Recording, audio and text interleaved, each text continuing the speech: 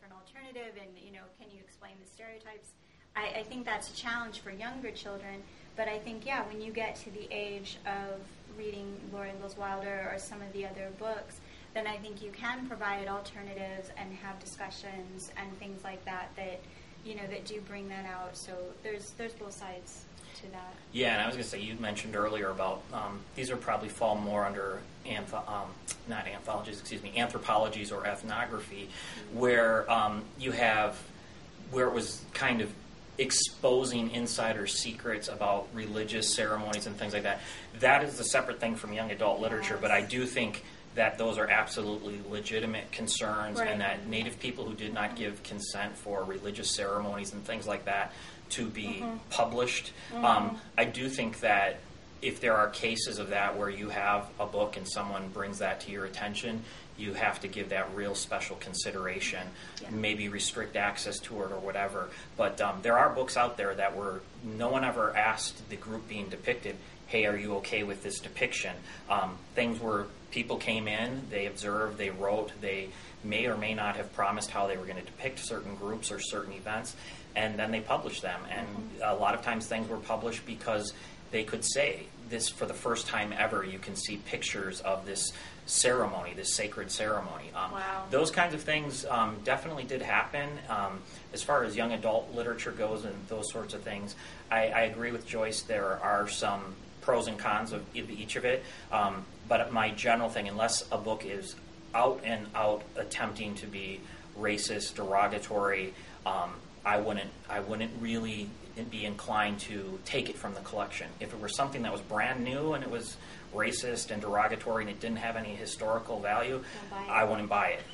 Yeah. It's hard if it's something that's in the collection that has a reputation and then it kind of full story comes out. Do you keep it? Do you not keep it? Those are tough calls. But there's some bad books that are still published. Fortunately, we have choices, and learn a little bit about some of the criteria and do yourself a favor and don't buy those kinds of books. Yeah. All right, to wrap up, if you were to recommend one children's or young adult book that depicts Native American characters or Native American culture, what book would that be? Well, I'm going to pick a book that I actually have sitting here. It's called The People Shall Continue. Okay. And it's an excellent book by Simon Ortiz. Yeah, by Simon Ortiz, who the Labrilla Center does work closely with on a lecture series.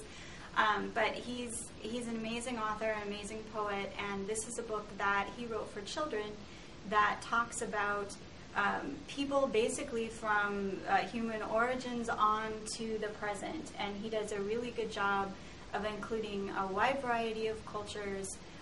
It's a really interesting history of this country told for children. So I think it's an excellent book. Very cool. How about you, Joe? I'll have to go with my favorite author, Louise Erdrich.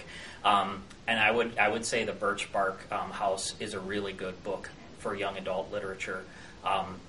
Erdrich's former husband, Michael Doris, wrote several small children's books on post-Columbus encounters written from children's viewpoints, and that influenced her as well as the whole Laura Ingalls Wilder thing with her daughters and reading that.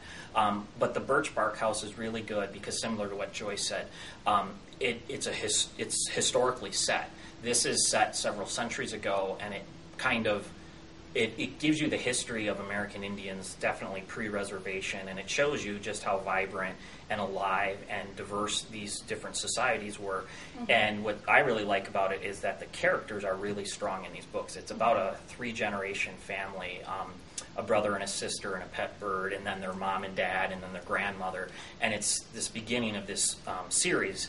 But it's a really good book in terms of just kind of character building for the young adults to see history being made from children's viewpoints.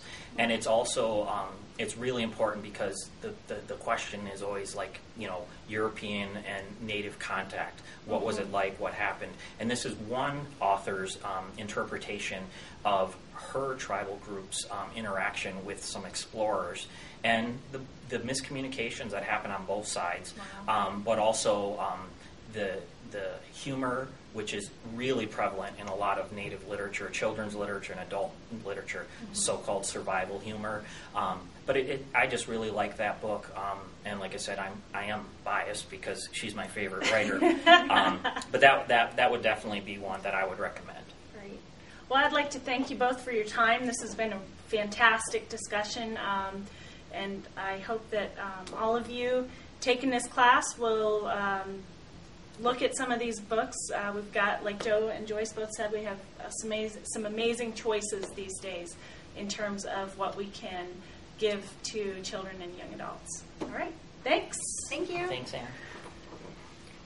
All right.